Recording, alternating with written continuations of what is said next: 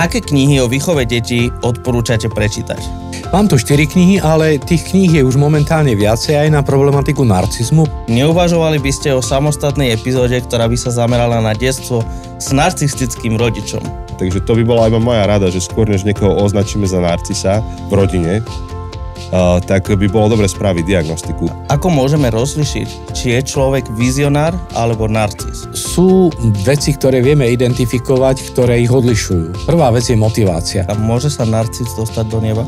Ja vnímam narcizmus ako jednu z podôb hriechu. Treba si uvedomiť, že človek nie je hriešný preto, že hreší, ale človek hreší preto, že je hriešný. Čo robiť, keď je v cirkevnom zbore narcista v líderskej pozícii? Zložiť mu duchovné piesne. Oslavovať ho, vieš.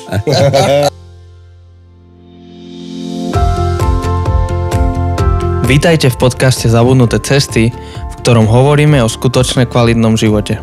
Na novo objavujeme kľúčové spôsoby života, ktoré v súčasnej spoločnosti zapadajú prachom. Ahojte, volám sa Jose. Ja sa volám Janči. A s nami sedí Tibor, ahoj. Tibor, vitaj. Ďakujem. Po letnej pauze sa vrátime do štúdia, aby sme dokončili sériu, ktorú sme s tebou začali. No veď práve, tak už sa na to veľmi teším. No, a vlastne ja aj len pripomínam, že toto je prvá séria, ktorú nahrávame v našom novom štúdiu, takže to je... Víš, ja už mám pocit, že to nahrávame pol roka tu. Áno. Ja sa priznám, že ja som sa veľmi tešil na toto prostredie, pretože to je tak príjemné a vy ste takí úžasní mladí ľudia. Tak dobre si nám polichotil teraz. Tak máme takú tému. Aby sa z nás nestali narcisi, no. Ale vlastne pripomínam len pre tých, ktorí ste si toto zapli. Mali sme sériu o narcizme a teraz máme Q&A epizódu, ktorou to zakončíme. Vy ste posielali otázky na slajdo, takže my sa ich budeme pýtať. Ak ste si zapli túto epizódu ako prvú, bolo by dobré to zastaviť, vrátiť sa, vypočuť si celú sériu a až ku koncu si vypočuť aj tieto záverečné otázky. A pripomeniem vám všetkým, ktorí tu ste, niečo veľmi dôležité, niečo, čím nám veľmi pomôžete ako podcast a je to, keď nám dáte like, subscribe, ten zvonček dáte, že notifikácie. Pomôže nám to, aby YouTube pochopil, že toto je dobrý obsah, ktorý sa oplatí zdieľať ďalej. Takže pomôžte nám a aby vám nič neušlo, tak je to win-win pre všetkých. Súhlas. Rozmýšľam, či neurobíme takú zmenu a že urobíme rovno teaser na súťaž našu. Môžeme. To je absolútne neplánované, ale rozmýšľal som, že či tým neotvoriť. Môžeme. Hoci aj máme jednu otázku o knihách.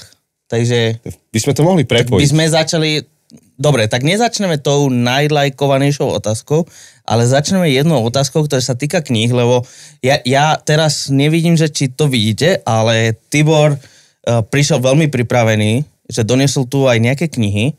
Tibor, môžeš nám ich ukázať? A tu si doniesol nejaké knihy. A to je super, lebo jedna z otázok... Také my máme radi, keď sa to týka kníh. Presne tak. Hej, tak asi... Neviem, či si to stihol si, hej, na tú kameru svoju. Áno. Hej, super. Keď tak to ešte budeš ukazovať. Tak postupne. Takže ja tu prečítam jednu otázku, ktorá sa týkala aj nejakých kníh. Musím to nájsť. Takto. Aké knihy o výchove detí odporúčate prečítať?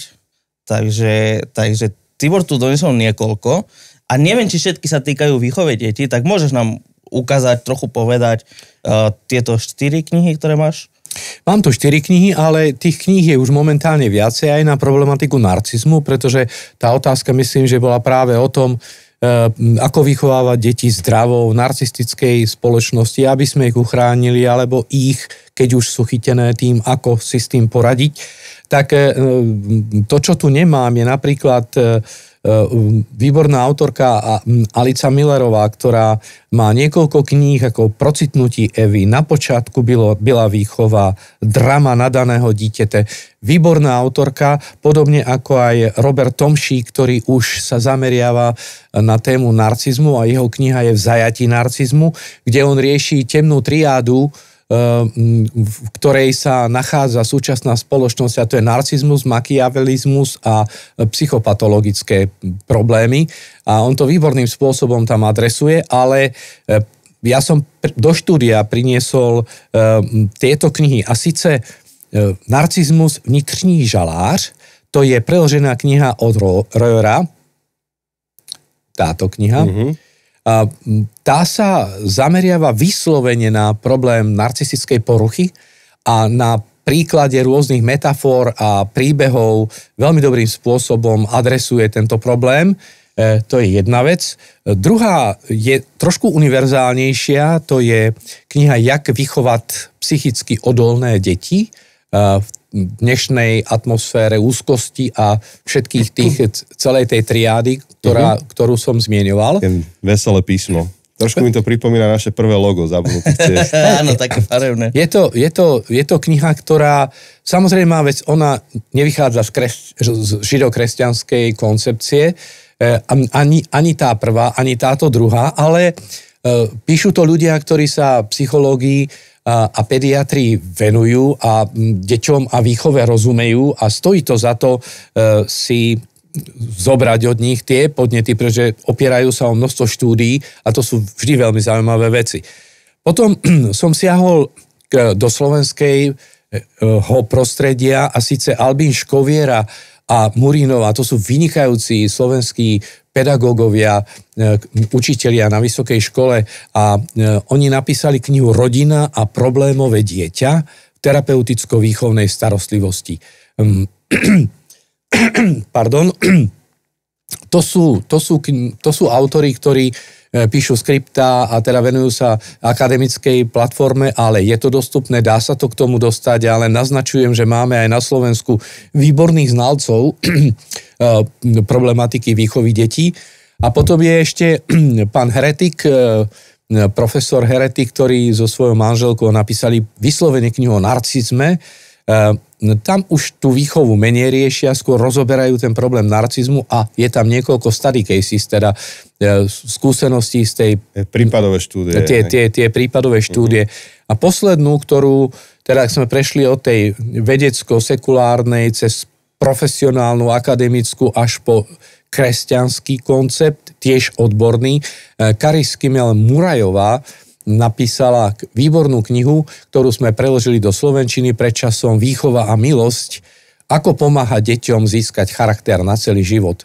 Spolu so svojím otcom, doktorom Timom Kimelom, sa venujú tejto problematike viac ako 30 rokov, takže opierajú sa o rozsiahle databázy, prieskumov, zistení a aj praktických skúseností, pretože majú Centrum výchovy detí a poradenstva pre rodiny v Spojených štátoch amerických, sú výborní rečníci a odborníci, ktorí sú pozývaní na obrovské konferencie, ale aj v praktickom teréne robia túto prácu a to už je z perspektívy milosti, pretože sa ukazuje, že práve milosť a láska sa stáva kľúčom, ako rozkodovať problémy detskej duše, ako rozvinúť potenciál, ktorý je v dieťati, ako vytvoriť ochranné prostredie, ktoré by mu pomohlo sa rozvinúť tak, aby z neho nebola toxická osobnosť.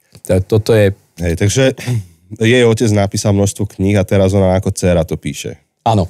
A čo je už samo o sebe signifikantné, pretože obyčajne častokrát býva, že rodičia sú skvelí, ale deti ako s nimi moc veľmi nechcú. A tu zrazu dcéra s otcom spolupracuje, čo ukazuje, že asi tá rodina je zdravá, asi bola výchova, aj fundamenty sú veľmi dobré a dokonca nielen na tom, že knihu píšu, ale oni aj v tom centre pre rodinu spolupracujú, teda už druhá, ďalšia generácia. Uh-huh. A vlastne, Janči, ty si spomínal súťaž. Nejaký sme zachrčení, ale to je tým, že fúka, že je veľký vietor v Žiline a Nás prefúklo. To sú tie zmrzliny, ľadové drene a studené piva.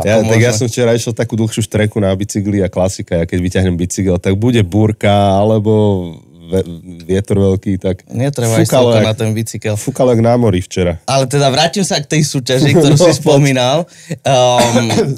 Tibor, ty si vydal túto knihu Výchova a milosť od Karis Kimmel-Murrayovej a rovnako si vydal aj druhú knihu, ktorú ale napísal otec, Tim Kimmel. To je grace-based parenting, to znamená rodičovstvo, alebo tie osobnosti rodičov založené na milosti. Takže vlastne tieto dve knihy budete mať možnosť vyhrať. To je výchova výchovou? Výchova výchovou ako protidota proti výchova nevýchovou. Tie trendy sekulárne, ktoré sú výchova nevýchovou a my sme to nazvali výchova výchovou, pretože to je ten Komenského klasický koncept, že teda dieťa nemôžeme nechať len tak a že ono samo si to nejako tú cestu nájde. Nie, ono musí byť vo veľmi zdravom, formatívnom, progresívnom prostredí. Hej. Takže budete môcť v ďalšej epizóde, budúci týždeň, vyjde bonus epizóda a tam dostanete všetky informácie, ako môžete vyhrať tieto dve knihy. Výchova a milosť a Výchova výchovou od doktora Kimmela a jeho dcery Karis Kimmel-Murrayovej. Výborne. Dobre. Ja ešte mám jednu knihu, ale ja to nehovorím z pohľadu odborníka, ako Tibor. Nie si historik? Nie som historik. Ja to hovorím z pohľadu niečo, čo teraz čerstvo prežívam, hej, tým, že máme ešte veľmi malé deti. A Tibor, neviem, či poznáš túto knihu, neviem, či to budeš poznať. Volá sa Objavte v sebe dobrého rodiča od doktorky Becky Kennedy. Ja by som to tu mohol ukázať, ale asi takže lepšie. Stojíš večer pri zrkadle, pozeráš sa a hovoríš, som dobrý rodič, som dobrý rodič. Áno, presne to je, o tom je tá kniha, o tom je tých 300 strán. Tak, že čo si myslel. Hej, takže tam v podstate ona je psychologička, detská psychologička a napísala akože takú knihu, denník to preložilo do slovenčiny. A myslím si, že tiež je to veľmi napomocná kniha. Netýka sa to ale narcizmu, netýka sa to tej témy, je to už len čisto výchovná kniha o výchove, kniha o rodičovstve, takže je to trochu iná téma, ale zároveň si myslím, že môže byť napomocné pre túto otázku, keďže je to o výchove detí. Ono je fakt, že dnes už dokonca aj na Slovensku je tej literatúry hodne, ale treba vedieť, vždy sa pozrieť aj na zdroje, ktoré sú za tým, pretože nájdete ezoterické knihy, nájdete alternatívne knihy, ktoré taktiež budú zasľubovať úspešnosť v živote a perfektný život a tak ďalej, ale ja vždy doporučím, aby sme pozerali jednak na tých autorov, čo majú za sebou, aké majú ovocie v živote, ale hlavne potom z akých fundamentov filozofických a teologických vychádza tá literatúra a to autorstvo, pretože takéto potom aj poniesie ovocie. Jednoznačne. Nie všetko, čo sa tvári ako dobré a chutné, je aj dobré a chutné. Ale to je zaujímavé, že z toho narcizmu, z tých 4 epizód, tá epizóda s deťmi, že zarezonovala celkom, aj ten YouTube short má niekoľko 10 000 videní, tak možno, že to taký podnet sa tej výchove povenovať v nejakej sérii, ešte špecificky. Áno, a v podstate to je aj tá jedna z otázok. Dobre si to premostil. Ja neviem, ktoré tam sú. Aj bez toho, aby si to vedel. Ale vlastne tá najlajkovanejšia otázka, ten človek píše, v jednej epizóde sa venujete téme, ako nevychovať narcistu. Neuvažovali by ste o samostatnej epizóde, ktorá by sa zamerala na detstvo s narcistickým rodičom. Takže z tej druhej strany vlastne. Ja tuto som čítal zrovna, hej. Je to na vás, chalani, že akú vy stratégiu zvolíte, ale problematika rodiny, tá nás začína tlačiť a bude nás tlačiť, pretože keď sa rozpadne rodina, rozpadá sa civilizácia. Začnú byť nefunkčné rodiny, tak je nefunkčná spoločnosť. Takže myslím si, že každý, kto je v tom veku, kedy zakladá hniezdo, kedy o tom premýšľa, tak ho to tlačí a chce pre tie svoje deti najlepšie. Takže myslím si, že aj preto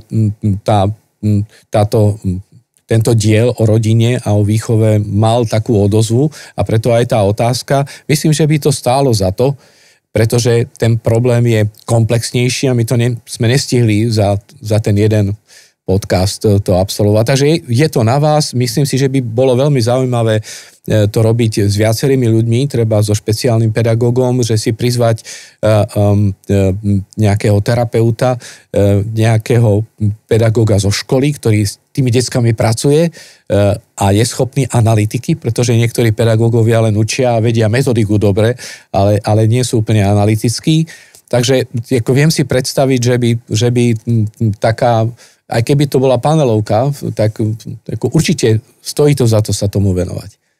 Lebo sme v tom, sme v tom namočení a čelíme tomu. A tie rodičia, ktorí dnes privádzajú deti na svet, čelia tomuto problému a ten problém je famózny, pretože kto len trošku cestuje po svete alebo organizuje tábory alebo pracuje s malými deťmi, tak vie, aké je to dnes mimoriadne ťažké, ako deti sú nedisciplinované, nesústredené, ako nevedia mať výdrž sústredenosti na nejaké činnosti, stále kaleidoskopicky vnímajú, tu trošku, tam pichneme, tam, nič poriadne, nič. Takže to sú veľké výzvy.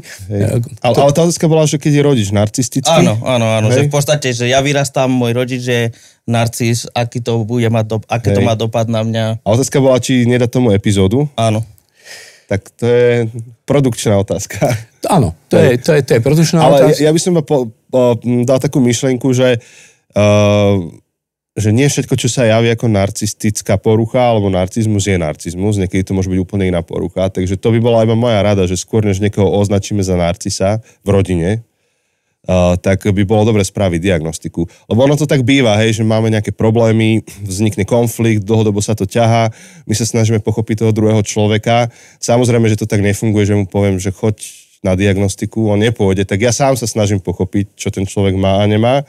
Vypočujem si napríklad takýto podcast a potom ja sám diagnostikujem toho človeka. Zväčša to takto funguje, lenže môžem sa veľmi pomýliť, lebo je mnoho iných typov diagnóz, ktoré sa v niečom podobajú na ten narcizmus, ale vychádzajú úplne z niečoho iného. Tak to by som chcel podporiť, že ak má niekto podozrenie, že to je tento problém v rodine, tak ho treba ale naozaj potvrdiť, lebo potom budeme riešiť úplne inú vec. No a tým by sa určite muselo začať, že či je naozaj ten rodič narcista alebo nie narcista, alebo niekedy deti, ktoré majú náročnejších rodičov alebo rodičov, ktorí trvajú na tom, aby niektoré veci boli tak, ako to oni vnímajú, tak veľmi rýchlo deti, zvlášť v tom období tínedžerskom, kedy sú vo vzdore, tak označia toho naliehavého rodiča, dôsledného rodiča alebo cieľavedomého rodiča, ktorý môže byť aj zdravo cieľavedomý za narcistu, a ja mám doma narcisa a to je s ním ťažké a tým pádom legitimizujú všetky svoje úlety a svoje rebelie. Takže je to komplexnejší problém, ale sú rodiny, ktoré majú ten problém naozaj, že rodičia sú narcisi alebo rodič je narcista a tým pádom vzniká problém, čo to dieťa ako má prežiť. Hej. A tak my sa poradíme s Josem aj s Tipčím, že či ešte nejakú epizódu pridáme niekde. Či bude nejaké PS-ko. Ale PS-ko. Hej. Ale nie je to Postscriptum, jasné. Postscriptum je, to akože už ma idete zaškatulkovať politicky. No, ale je to dosť vážna téma na to, aby ak toto máte v rodine, niekto ak to máš, tak aby si sa poradil s odborníkom. Ako rozhodne to treba riešiť. A to nie je iba o tom, že niekto má nároky, ale jeden z prejavov narcistu je ten, že nie je schopný vnímať život ostatných ľudí okolo seba, že vníma iba ten svoj, lenže tá neschopnosť empaticky vnímať druhých nevyplýva vždy iba z narcizmu. Hej, to môže byť, napríklad niekto môže sa nachádzať na autistickom spektre, vtedy je komplikovanejšie vnímať akože svet, náznaky od druhého človeka, čiže to môže byť všeličo a niektoré z tých vecí sú aj celkom dobre uchopiteľné, tak iba chcem pozbudiť, že niekedy to je také tabu a človek si to chce vyriešiť súkromí a nezaťahovať do toho nikoho ďalšieho, ale ja veľmi pozbudzujem ísť za odborníkom a sú naozaj kvalitní odborníci v tejto oblasti. A čím skôr, pretože sú obsadení a tie termíny sú dlhé. Tak. Výborné. Trochu tá otázka aj s týmto súvisí.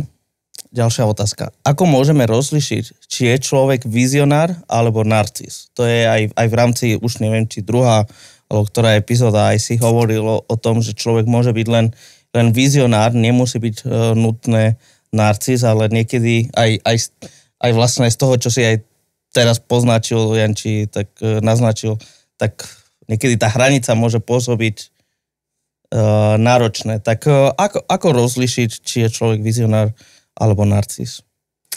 To je veľmi dobrá otázka, pretože ona smeruje na isté prejavy lídra alebo človeka, ktorý za niečím ide, má nejaký sen, niečo realizuje a tie sú veľmi podobné v jednom aj druhom prípade. Ale sú veci, ktoré vieme identifikovať, ktoré ich odlišujú. Prvá vec je motivácia.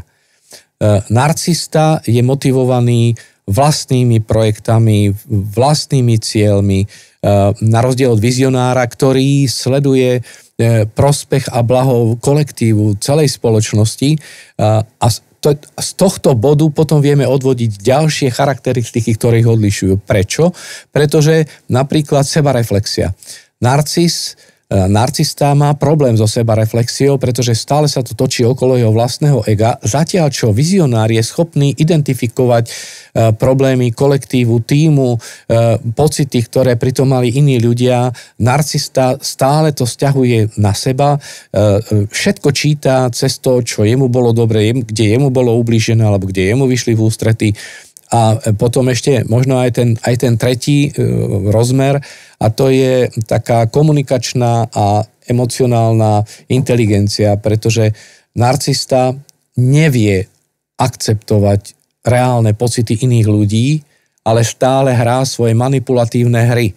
Ako náhle človek povie, že sa mu niečo nepáčilo a tak ďalej, narcista to hneď sťahuje na seba. No jasne, ty so mnou nechceš a tebe sa to nepáči a ty ma neuznávaš, že ja som pre teba nikto a pozri sa, čo som ja pre teba urobil a teraz ako ty mi to vraciaš. Zatiaľ, čo vizionár je schopný veľmi racionálne a veľmi ako relatívne objektívne posúdiť a rešpektovať a akceptovať ten svet tých druhých ľudí, ich pocity, ich bolesti, ich únavu, keď sme napríklad v nejakom projekte. Takže sú to odlišiteľné veci, ale jedno majú spoločné. Obidvaja majú ťah na bránu, obidvaja majú svoje ciele, obidvaja idú tvrdo ako za tým a pokiaľ by to nerobili, tak ani nič nedosiahnu, pretože keď sa pozrieme na to, a je to jedno, či je to v športe, či je to v umení, či je to vo vzdelaní, v akademickej práci. Človek, ktorý nie je cieľavedomý, ktorý nejde cez sebazaprenie, ktorý nejde cez bolesť voči samému sebe, tak a niekedy aj voči tomu okoliu, taký tréner, keď nedá bolesť tomu športovému tímu, tak s nimi nič nedosiahne. Takže toto sú tie veci, ktoré sú podobné, alebo ktoré sú takmer rovnaké, alebo ich nachádzame v obidvoch prípadoch, ale potom sú tam tie spektrá, ktoré ich odlišujú, pretože narcista určite ničí ľudí okolo seba a zatiaľ, čo vizionár ich inšpiruje a ich posúva dopredu a má teda výsledky, ktoré prinesú úľavu a už potom si odpočíneme. Narcis nemá úľavu. A Steve Jobs bol čo? Lebo bol to génius, vizionár, ale zničil asi všetkých najbližších ľudí, čo mohol. Teraz som sa rozprával s chlapkom, ktorý študoval leadership vo Whitne v Spojených štátoch a jeho záverečná práca bolo porovnanie Alberta Schweitzera a Steva Jobsa. Pretože obidvaja boli akože geniálni, obidvaja dokázali mimoriadne veci. Albert Schweitzer, organový virtuós, kňaz, ktorý založil nemocnicu v Lambaréne, a Steve Jobs, ktorý bol líder a založil obrovský projekt, skvelý digitálny projekt, dalo by sa povedať. Ale to, čo to, čo ich určite odlišuje, je to, že nemali zničené vzťahy okolo seba. Steve Jobs zničil svoju rodinu aj svojich priateľov, zatiaľ čo Albert Schweitzer bol schopný zastaviť sa, hoci bol náročný a išiel veľmi tvrdo. On si sám robil fundraising tým, že koncertoval po svete a robil prednášky.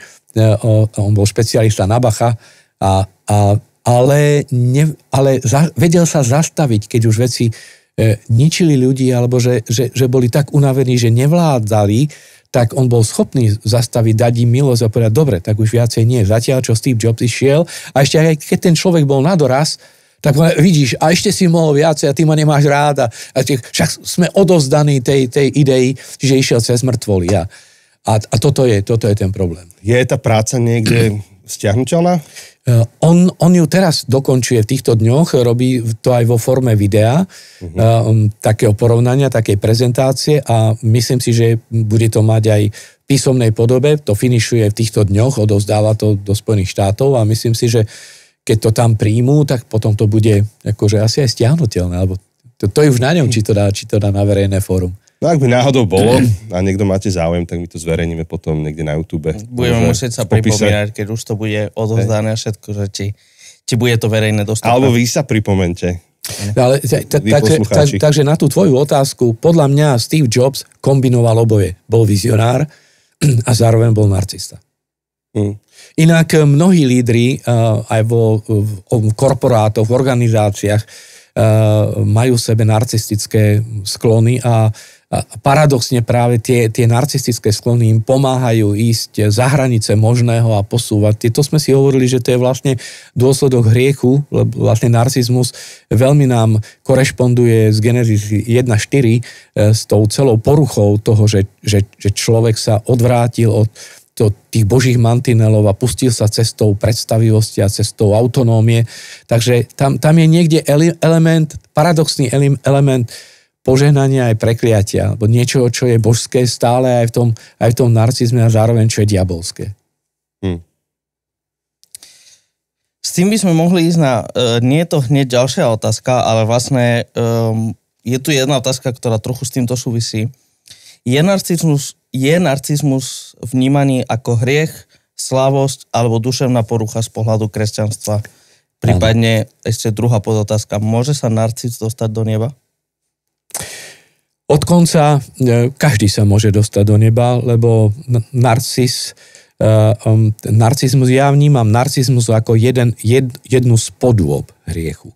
Všetky nemoci, ktoré máme, sú v dôsledku hriechu. Pôvodne človek nebol stvorený ako nemocný, ako chorý, ako patologický. To sa stalo práve tým, že sme sa pustili po vlastných cestách a vlastne aj tá dnešná spoločnosť, aj dnešný človek, ktorý sa púšťa a ide po vlastných cestách a z vlastných zdrojov, tak posilňuje tie genetické veci, ktoré v nás sú a môže zhoršovať svoju situáciu, ale má aj voľbu a napríklad o tom práve Tim Kimmel a ďalší, aj Keller, písali o tom, že my môžeme rôzne reagovať, máme slobodu reagovať na podnety, ktoré sú aj nepríjemné. Dve deti budú vyrastať v rodine alkoholika, z jedného toho syna sa stane alkoholík a z druhého sa stane abstinent. Ja poznal som takých súrodencov, ktorí presne takýmto spôsobom reagovali na to domáce prostredie a to je naša sloboda, ale za mňa teda narcista sa určite môže dostať do neba, lebo ak uverí v Krista a oprie sa o tie Božie zásluhy, ktoré v Kristu ponúka človekovi, Boh, tak stojí na dobrej báze a na základe, ktorý ho ospravedlňuje pred živým Bohom. A vlastne spása a nebo je práve o ospravedlnení, že keď sa postavíme pred Boží súd a pred ten nebeský tribunál, tak na akom základe chceme byť ospravedlnení z vín, ktoré nesieme všetci. A bez ohľadu na to, kto sme, Pavol hovorí, všetci zrešili a postrádajú slávu Božiu. Takže áno, toto je ten základ. A teraz, či je to, ako znela tá prvá časť otázky, či je to nemoc, hriech, slabosť, duševná porucha? Prejav z hriechu to je, slabosť to je a duševná porucha, narcistická porucha osobnosti, tak sa aj volá. Je to narcistická porucha osobnosti, takže je to naozaj Duševný syndrom je to syndrom, ktorý už je na tom spektre neželaného stavu, neoptimálneho stavu, že potrebujeme to uzdravovať, potrebujeme sa vrátiť, hľadať nejakú rovnováhu. Má to všetky 3 parametre. Rozmýšľam, že možno, lebo asi je mi jasné, že teraz akože budem extrapolovať tvoj príklad, že keď povieme, že rakovina je prejavom hriechu, že v tom dokonalom svete, v tom pôvodnom svete, pre ktorý sme boli stvorení, tak tam rakovina nebola. Ale keď povieme, že rakovina je dôsledkom hriechu, neznamená, že keď človek má rakovinu, tak je hriešný. Teda, nie preto, že má rakovinu, je hriešný, ale že to je dopad hriechu a že aj narcizmus je samotný narcizmus sám o sebe hriech, keď mám tú narcistickú poruchu. Je ten narcizmus na tej úrovni porovnateľnej tej rakovine? Je to niečo, čo mi proste akože pristalo, nastalo, nejak sa mi to stalo, alebo je to skôr niečo aktívne, ako keď kradnem a to je môj aktívny hriech? Áno, myslím si, že z istého hľadiska sú v rovnakej kategórii, sú dôsledkom hriechu, ale treba si uvedomiť, že človek nie je hriešný preto, že hreší, ale človek hreší preto, že je hriešný. Ten hriech je stav bytia, ktorý má svoje prejavy a svoje dôsledky, ale je podstatný rozdiel medzi narcizmom a rakovinou, pretože s rakovinou my vieme len na medicínskej báze niečo robiť, ale nie je v našich rukách do takej miery, ako je narcizmus, pretože narcizmus to je vec, ako vnímam iných ľudí, ako s nimi komunikujem, ako ich budem rešpektovať. A to už sú veci, ktoré sú práve pán Škoviera aj so svojou kolegyňou o tomto veľmi krásne hovorí. A to je tá morálna formácia, to je ten pedagogický vplyv, to je výchova výchovnými metódami sa nevieme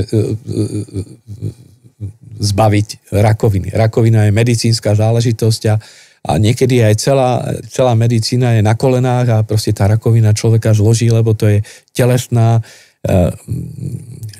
vec, bunková záležitosť. Ale narcizmus je vecou, ktorá sa dotýka ľudskej vôle, ľudskej slobody.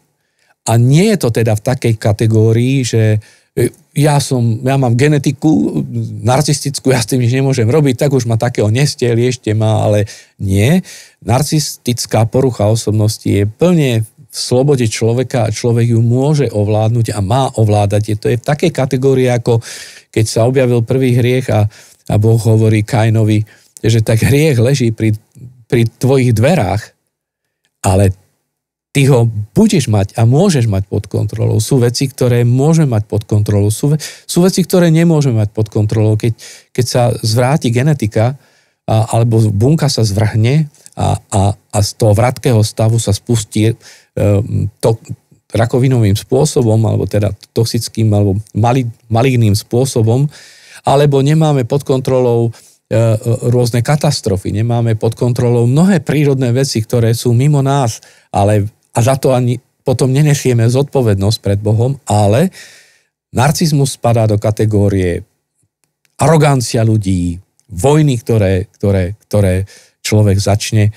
To je vec, za ktorú nesie človek zodpovednosť a bude sa aj zodpovedať. A budeme sa zodpovedať z toho, ako sme komunikovali s ľuďmi, ako sme narábali s tými darmi, ktoré nám Pán Boh dáva v medziľudských vzťahoch, priateľstvá, čo sme s nimi urobili, ako sme ohovárali, neohovárali, ako sme posilňovali ľudí, ničili ľudí svojím vlastným slovom. Takže preto aj v dobrej škole leadershipu, a preto aj niekedy z Američanov smejeme, že keď prídeš na team buildingové stretnutie, tak šéf najskôr ťa pochváli a potom ti začne ako nakladať, že to je už taký nepísaný predpis. Ešte ťa musí na záver pochváliť. A ešte ten sandwich, alebo ten burger metóda. Ale aj keď sa z toho smejeme, ale v niečom je to veľmi dobré, lebo minimálne to učí nás cieľavedome vidieť pozitívne veci. Pretože kultúry, ktoré len ničia a ako ničia toho druhého, jeho hodnotu, jeho dôstojnosť, kultúry, ktoré vidia len negatívne veci a ľudia, ktorí vidia len negatívne veci, keď je hyperkritický, tak to je naozaj toxické. Uh-huh. Super. Ja by som mal iba doplňujúcu otázku, že hovoríš, že narcizmus je otázka vôle, ale nejaké 2 epizódy dozadu si spomínal, že zároveň to je náročná diagnóza na terapiu, že môže mať aj 50 stretnutí a že on si nevie pomôcť, ten človek. Tak ako zmieriť tieto 2 odpovede? Dobrá otázka. Náročná je v tom, že sa práve dotýka slobody človeka a jeho vlastného uchopenia. Pretože to je ako rozdiel medzi svetlom a tmou. To je ako rozdiel človeka, ktorý poznal Boha. Albert Schweitzer bol kresťan, Steve Jobs nebol. A tu je niekde jeden zo zásadných rozdielov. Človek, ktorý pozná svoj hriech, ktorý pozná svoju skazenosť, tak práve urobil najlepší terapeutický krok preto, aby sa vymanil z narcizmu. Pretože narcisti sa rodíme všetci, lebo to je dôsledku hriechu. A tam ani jeden nie je OK. Ale ten podstatný rozdiel je v tom, že človek, ktorý kapituluje pred Bohom, človek, ktorý sa otvorí inej perspektíve i samého seba, tak to je práve tá pokora, to je presne ten bod, ktorý z človeka začína robiť človeka s veľkým Č. Lebo inak zostávame zakrivení do seba, a to je ten Genesis 1.4, proste sme spadli do vlastnej ilúzie, do vlastného sebaobrazu, do vlastných projekcií, vlastnej morálky, vlastnej autonómnej etiky a tam potom na tom sa ten chlieb vlastne láme. Takže je to ťažké, ale je to ťažké v terapii práve preto, že keď pracujeme s narcistickou poruchou osobnosti, pracujeme s človekom, ktorý Boha nepoznal,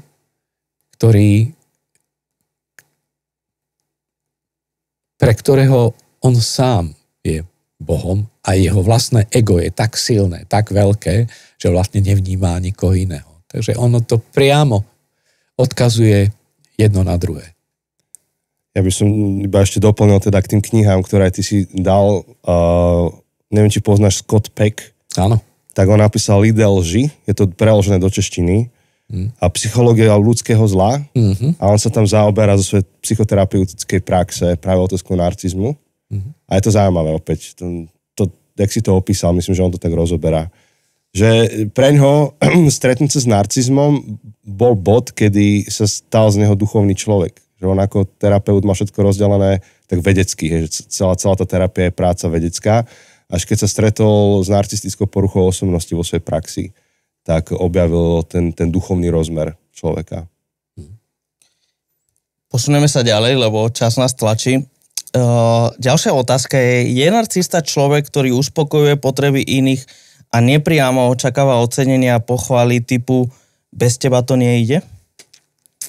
Lebo na prvý pohľad tento človek pôsobí ako nenarcistický človek. Je veľmi pomáha, proste rieši druhých ľudí.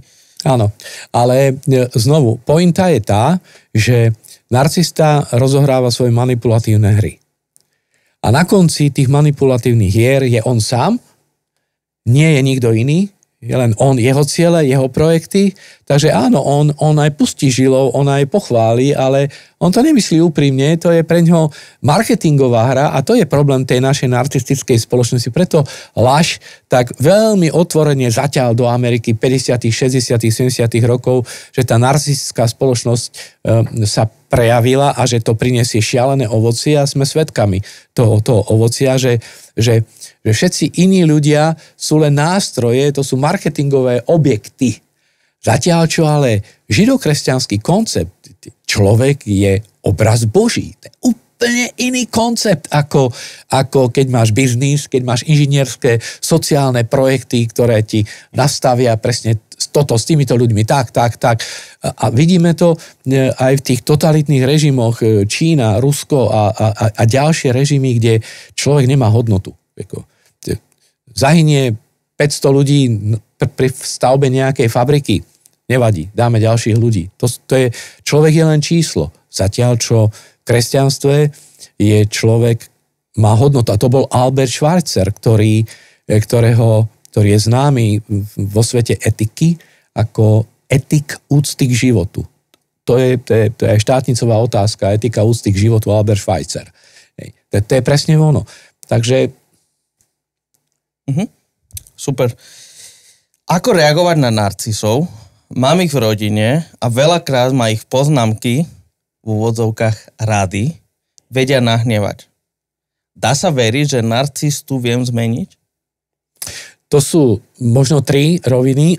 Prvá vec, vždy je nádej, že môžeme narcistu zmeniť a je to veľmi ťažké, ale tá šanca tá je, pretože Pán Boh dáva tú zmenu a Pán Boh každému z nás dáva perspektívu a nádej zmeny, pretože aj keď nie sme narcisi, aj tak sme problémom, každý človek a nejakým bremenom tomu druhému, aj keď to nie je to v kategórii tej patologickej, ale my si vieme robiť zle, aj keď nechcem urobiť zle, aj tak urobím zle, ublížim sebe aj iným. Takže to je jedna vec. Druhá vec je, áno, je tam nádej zmeny. To druhé je otázka, že keď prichádzajú rady od tzv. Narcistických rodičov, či sú to naozaj zlé rady, a či nie je náhodou problém v tom, že to dieťa má problém so sebadisciplínou, s poslušnosťou, alebo nemá niektoré osobnostné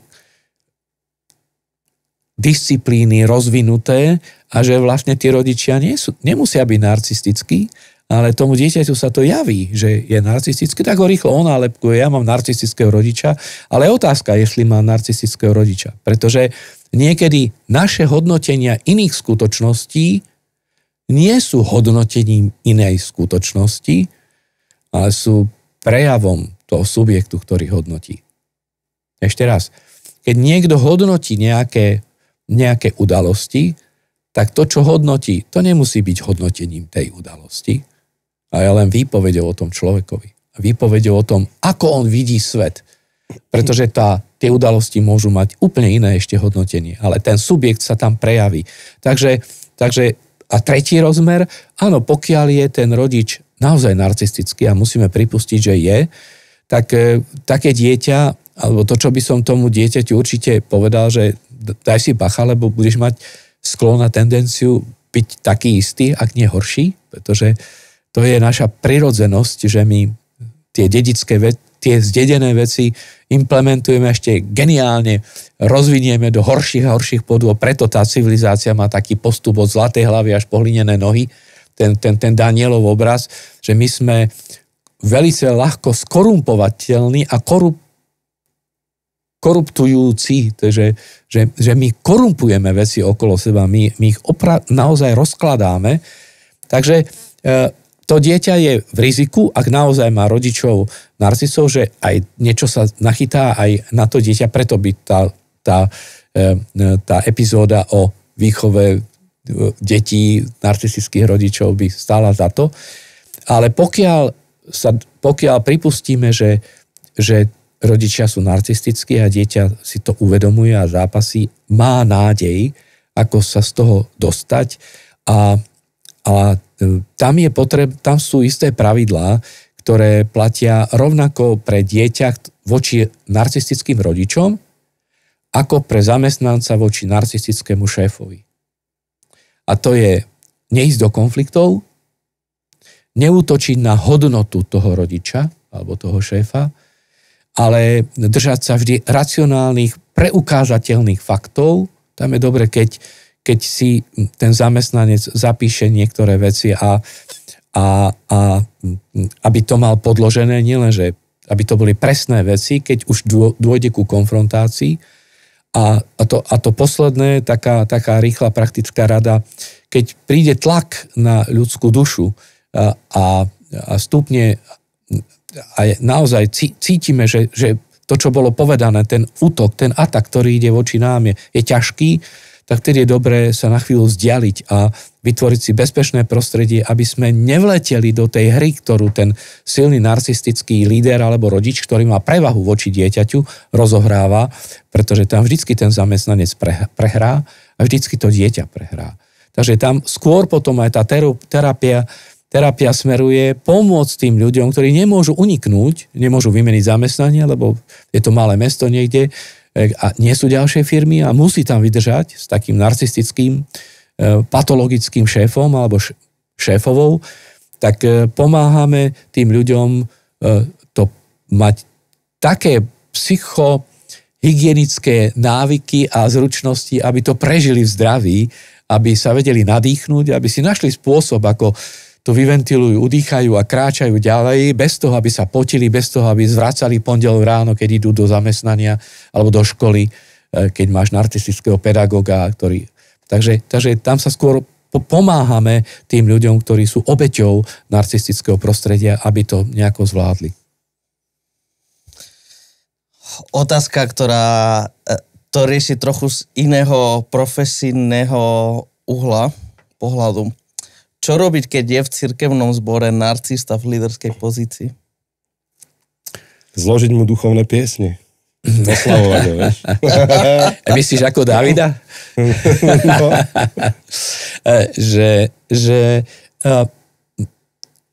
Moje pozorovanie je, že takmer v každej organizácii ten element narcistický je. Že bez toho narcizmu by tí ľudia neboli schopní posúvať veci dopredu. Je to paradox. Je to paradoxný charakter ľudského života, že keby sme úplne vynulovali narcizmus, tak ten vizionár s čistým vizionárstvom to nedá. Ako ty svojím spôsobom vždy do nejakej miery, nie že manipuluješ, ale hráš, ako získávaš ten tím, presviečaš ich pre ten svoj projekt. Tam je len problém, aby to malo nejaké hranice, aby to neničilo a neubližovalo ľudí. Že pokiaľ ten kazateľ, pokiaľ ten líder, vedúca besiedky, vedúci mládeže, worship líder, má takéto sklony narcistické, tak v istom pásme by som to aj očakával a keď sa stretnem s lídrami, aj sám o sebe to viem. Otázka je, či tomu nedať nejaký iný názov. Lebo hovorí sa napríklad o dirigentoch, hej, že majú že gen šialenstva. Tak niekto to povie. Áno. Možno, že na toto naráža, že ten dirigent je schopný strhnúť tých 60 ľudí v orchestri. Áno. On je herec tam vpredu, ale nie je to narcis asi. Akože môže byť, hej, ale že či neexistuje nejaký iný termín, ktorý by to popísal? Sú na to termíny, ale keď hovoríme o narcizme, tak hovoríme o zdravom narcizme. Ja som teda tak to definoval, že všetci sme narcisi, ale že buďme zdraví narcisi. Aha, okay. A potom sa už len bavíme o tom pásme, kedy nejasná hranica, ale kedy to prechádza do patologickej zóny, kedy to naozaj devastuje ľudí. A podľa mňa v zdravom zbore sa neobávam, že bude narcistický kazateľ, ktorý bude patologický, pretože zdravý zbor vypudí takého kazateľa, alebo ani k tomu nedojde, lebo sú tam iné mechanizmy, ktoré to vyvážia. Podobne aj liberálna demokracia má mechanizmy, ako zabrániť tomu, aby naštartovala totalita. Tak máš prezidenta, máš parlament, vládu, súdy, ktoré by mali vytvárať vzájomné protiváhy. Ak tie protiváhy rozrušíš, práve dáš priestor tomu, aby narcizmus kohokoľvek z tých subjektov, to môže byť generálny prokurátor, ktorý ovládne celú krajinu a ktorý bude najsilnejšou mocou. Že už to nebude ani prezident, nebude to ani vláda, bude to prokuratúra. Sú takéto prípady.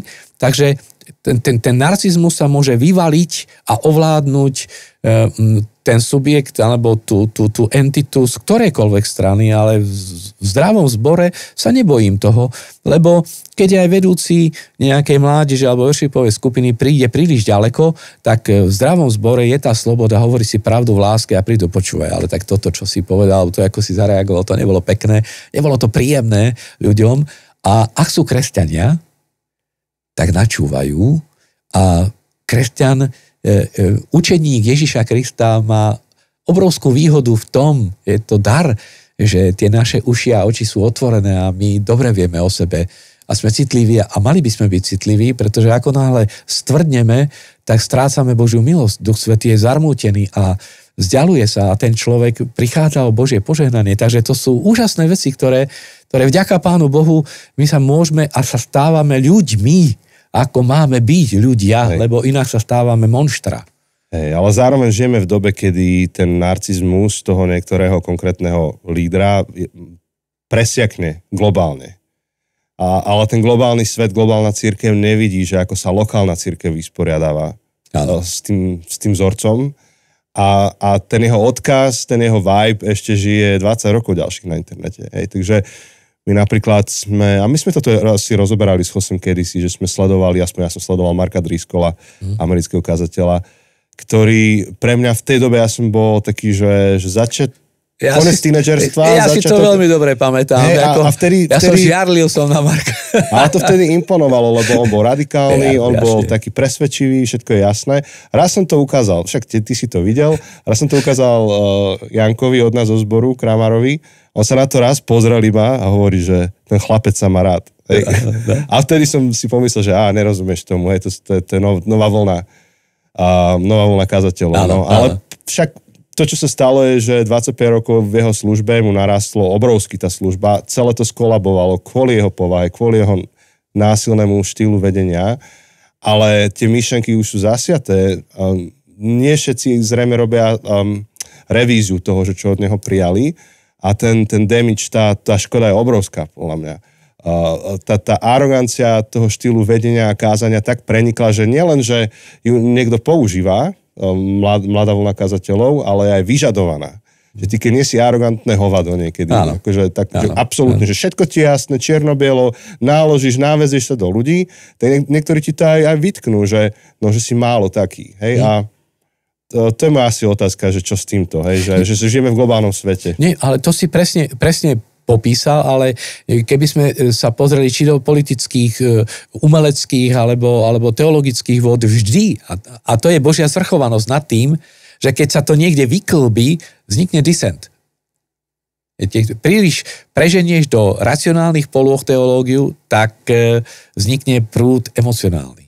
Keď prídu ultracharizmatici, ktorí to preženú jedným smerom, tak znovu príde prúd až reformovanej teológie, ktorá to potiahne. Proste my vždy binárne nejak fungujeme a je to Božia zvrchovanosť, že keď Facebook už vyzeral ako bezbrehá platforma pre slobodu absurdných rozmerov, zrazu ti nastane problém, zrazu globálne problémy nastanú a tvorcovia takýchto platformiem dostanú tlak, pod ktorým budú obmedzovať, budú filtrovať, budú vyhadzovať. Potom zase prídu ďalší, jasne, kontrola, všetko kontrolujú, oni si to robia, čo chcú.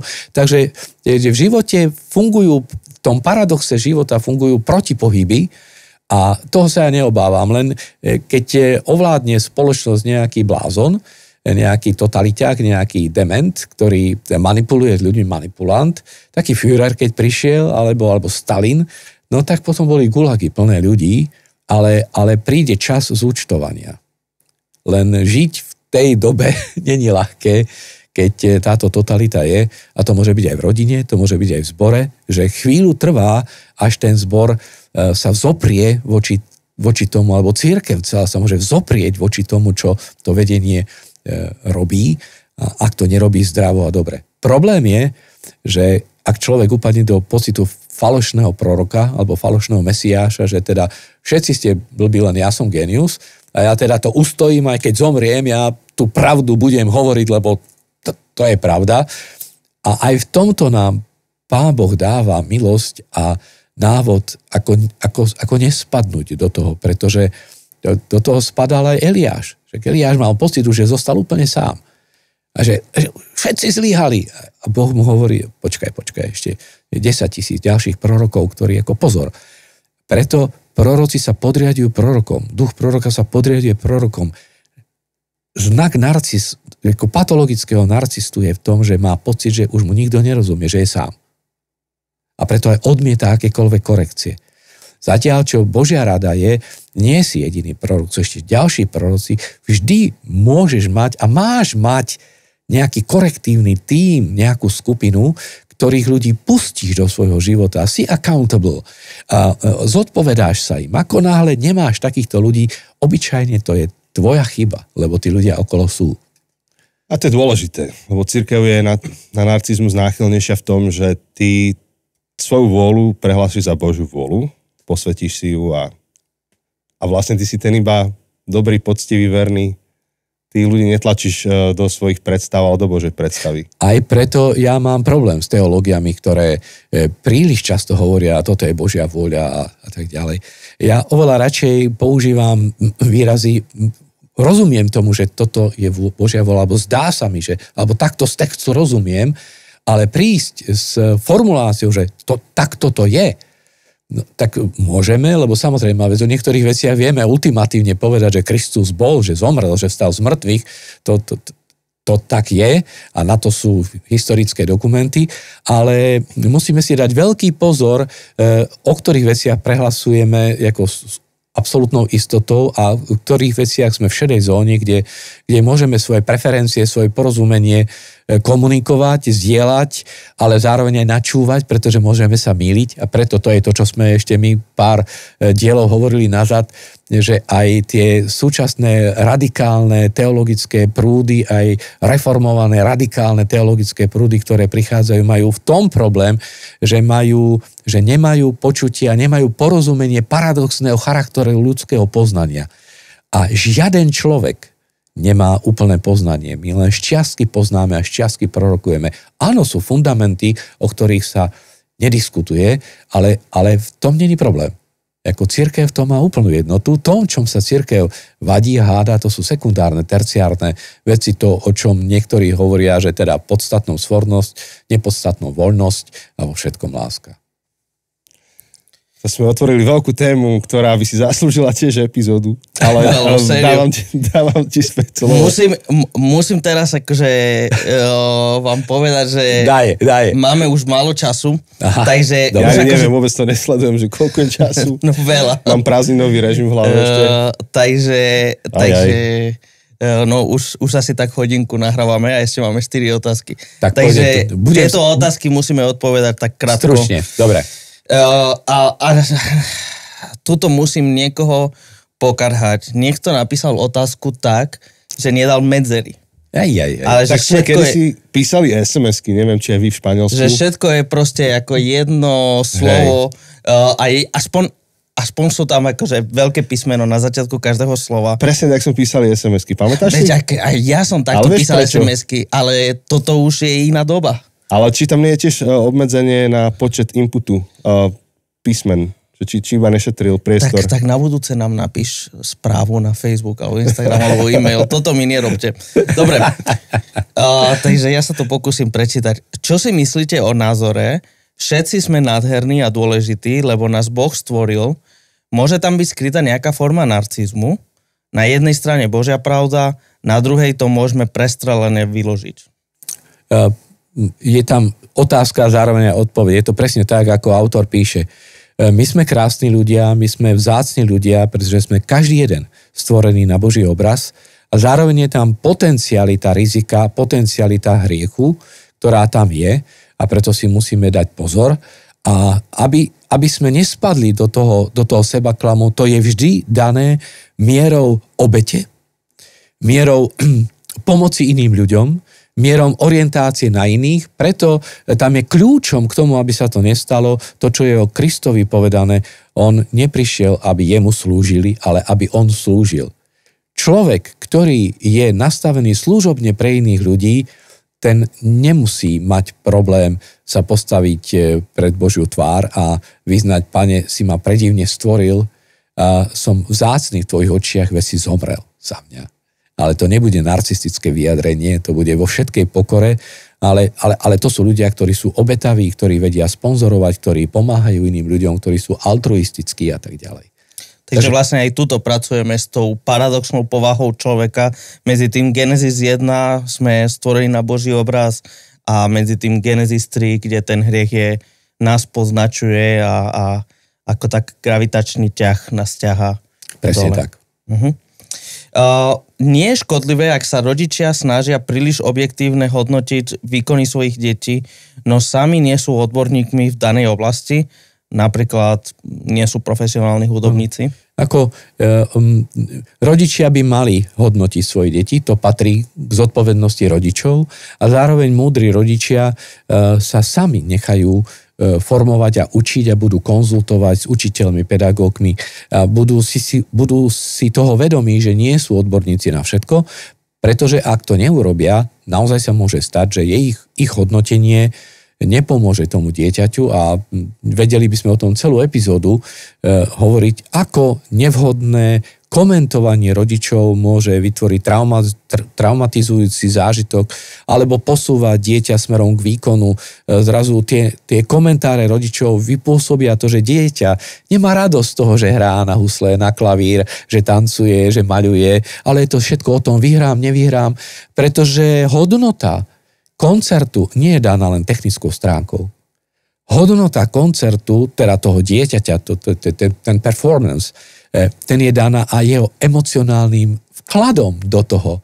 A keď on sa vloží do toho a srdcom to najlepšie zahrá, aj keď sa mu to technicky nepodarí, tak to hodnotenie by malo byť pozitívne, pretože častokrát rodičia sú potom takí nároční, že vidia len tie chyby, ktoré urobili, a v tom môžu ublížiť tomu dieťaťu. Takže áno, majú mať komentáre, ale majú aj sami sa vzdelávať a učiť, ako správne a zdravo komentovať a vytvárať doma zdravé, progresívne prostredie, aby nevytvorili toxické prostredie.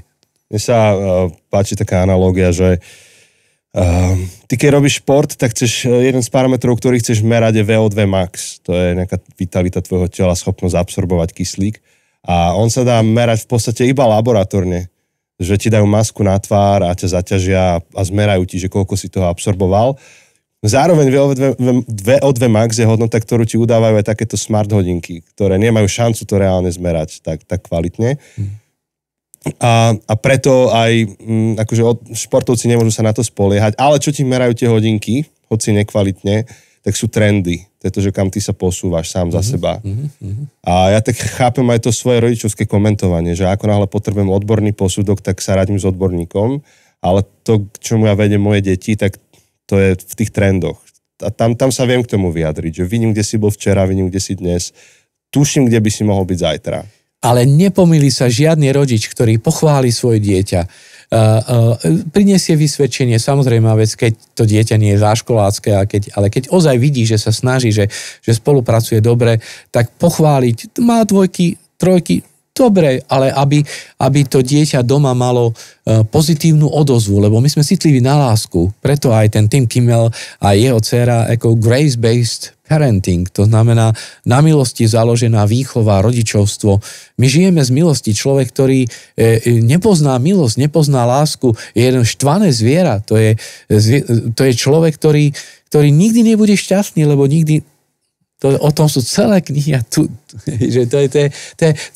je zaujímavé, že láska a milosť sa ukazuje byť aj z pohľadu neurovedy ako kľúčovým faktorom zdravého rozvoja spoločnosti aj detí. Keď sa pozrieme na dnešnú spoločnosť, kde je priestor pre lásku, pre prajnosť, veď my sme neprajná spoločnosť, my sme toxická spoločnosť. V psychologických článkoch o narcizme na webe odporúčajú prerušiť akékoľvek kontakty s narcistami a tým sa chrániť. Ako má reagovať kresťan? Izolácia človeka je krutá. Izolácia človeka nie je riešenie, útek od toxických ľudí nie je riešenie. Už som to zmienil predtým, že potom takým deťom, ktoré naozaj žijú s narcistami, rodičmi, tak ich pomáhame a vedieme im, aby si vytvorili svoju zónu bezpečia, že stanoviť hranice voči tým rodičom, ako sa ubrániť a ako si vytvoriť svoju zónu, oázu, kde prežijú, kde sa nadýchnú a podobne. Myslím si, že Kristus, keby dnes tu bol a by stretol, a určite by stretol, tak on by sa narcistom nevyhýbal.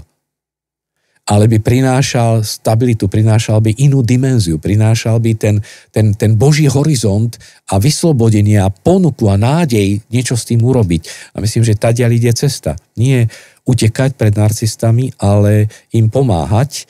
Do akej miery si nechajú pomôcť, to je už iná vec. Ale za nás my potrebujeme tam byť, tam stáť, tých ľudí objať a im pomôcť nejakým spôsobom.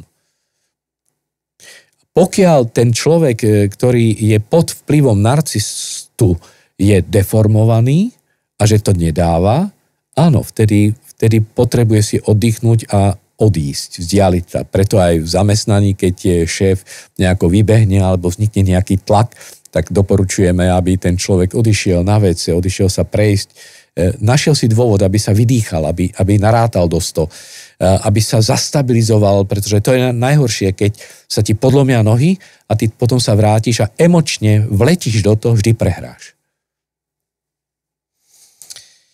Je to narcizmus, keď človek povie, ego je dobré, alebo byť egoistom je správna vec v určitom kontexte? Môže to byť a nemusí to byť narcizmus, ale povedať, že ego je v poriadku, to je v poriadku. A povedať, že ego je zdravé, áno, pretože my sme stvorené bytosti ako s vlastným egom. Problém je, že to ego bolo vraj vyklbené. Že sa rozletelo, alebo teda stratilo peknú chôzu. Lieta ako opitý človek doľava doprava, zhodí drahé vázy a príbory a proste robí binec okolo seba, neporiadok, ale ego, my sme egoisti, ale chceme byť posvetení egoisti, chceme byť ľudia, ktorí vedia, kto som, čo som, mám svoje vlastné záujmy, mám svoj vlastný svet, mám sa aj rád, v tom zmysle, že áno, potrebujem si oddychnúť, chcem pre seba dobre, však máme milovať blížneho ako seba samého, to znamená, v tomto je vyvedené, ale nesmie to zostať pri tom, pretože ten náš ego má byť vyvážený a má, ako z toho ega, má ten vektor môjho životného pohybu smerovať k iným ľuďom, k blížnemu, láska k blížnemu ako k sebe samému, láska k Bohu, ktorý je zdrojom všetkého. To znamená, my musíme výjsť von a vzhliadať k tým iným a ich dobro je mojou radosťou. To je dobrý rodič, dobrý šéf, dobrý učiteľ, keď ho žiak prerastá, nie že teraz žiarli a dusí ho, alebo profesori na školách, ako držia sa tam neviem dokedy a nepustia 50-ročných sopliakov k práci a k profesúre, pretože však čo ešte? No, lebo sú narcisi, lebo sú bezbrehí egoisti. Netešia sa z toho, že ich žiaci, aj tí, ktorí sú tam, sú lepší, aby im to dopriali. Tá prajnosť a tá radosť z toho, že niekto je lepší ako ja, to patrí k božskému obrazu. Mhm. Však Pán Ježiš povedal, že veľké veci ste so mnou videli, ale ja tu už nebudem a ešte väčšie veci uvidíte. To znamená, samotný Boh hovorí o svojich učeníkoch, že oveľa väčšie veci ako teraz. Že tá trajektória Božieho uvažovania a plánovania je dobrá, je prajná, aby boli veci lepšie ako so mnou. Preto si veľmi vážim, keď brat Fazekáš, známy kazateľ Levicia, keď vlastne odovzdával kazateľovanie svojmu nástupcovi, tak povedala, ty to rob lepšie, ako som to robil ja. To bola prajnosť. Mm-hmm. Tibor, my ti ďakujeme za to, že si bol v tejto sérii s nami a myslím si, že ešte sa porozprávame o tom, ako nahráme ten jeden extra diel o tých narcistických rodičoch. Ale týmto teda oficiálne končíme našu sériu Narcizmus. Teraz zatiaľ. Až keď príde tá extra epizóda. A budúci týždeň teda, ako už sme spomínali, nás čaká bonusová epizóda. Trochu sa pozrieme na leto, čo sme robili, ako sme sa mali. A potom od toho ďalšieho týždňa môžete očakávať novú sériu. Už máme nejaké nápady, ale možno prezradíme viac v bonusovej epizóde. Zatiaľ pripomíname, dajte like, subscribe, zvonček, dajte si, aby vám prišli notifikácie. Pomôžete aj sebe, aj nám. Aj Jožkovi. Aj Jožkovi. A ďakujeme každému jednému z vás, ktorí ste naši Patreoni, ktorí prispievate pravidelne, aby toto všetko mohlo fungovať, ktorí ste nám pomohli vytvoriť tím, ktorý sa o toto všetko stará. Bez vás by sme nevedeli fungovať v takejto miere a robiť všetko, čo robíme. Takže ďakujeme vám a chcete nám pomôcť robiť nové veci, lepšie veci, zlepšovať aj to, čo máme, tak zvažte aj vy, či nechcete sa stať, či nemôžete sa stať Patreonmi, či už na dobu určitú alebo neurčitú. Budeme veľmi radi, keď aj vy takto budete súčasťou nášho podcastu. a myslím, že to je všetko. Áno, a ešte som sa chcel spýtať, že či nemáš nejaké promo, nechystáš nejaký podcast svoj vlastný? Chystáme štúdio v Ostrave. Už sme jednu miestnosť vypratali, vymaľovali, koberec sme tam dali a to bolo také kulové, takže nechávame sa inšpirovať a možno, že sa poradíme s vami tu v Žiline, ako to štúdio urobiť, ale radi by sme s manželkou spolu otvorili podcastový seriál a takú službu práve pre oblasť výchovy, manželstva, rodiny, leadershipu. Dostali sme sa do veku, prekročili sme kúzelnú hranicu 60 rokov a to už je životná fáza, kedy môžeme odovzdávať skúsenosti a ďalej, tak to by sme radi. Inak chcem sa poďakovať aj vám, že ste dali tomu priestor vám, že ste sa zaujali a zaujímate sa o tieto problémy narcizmu, filozofie a teológie, pretože to je puls života a ja vám veľmi prajem, aby ste išli cestou lásky a písmo hovorí, že na to väčšie lásky nikto nemá, ako keď položí život za svojich priateľov. A tak ako Kristus položil život za nás, tak my máme byť prajní jeden voči druhému a vtedy bude aj dobre sa žiť na zemi, ale budeme mať aj požehnanie. A to je hodnota, ktorá sa nedá vyčísliť. Tak, to boli najlepšie slova na záver. Takže počujeme sa, vidíme sa budúci týždeň a čoskoro aj dáme info o novom podcaste. Ahoj. Ahojte. Ahoj.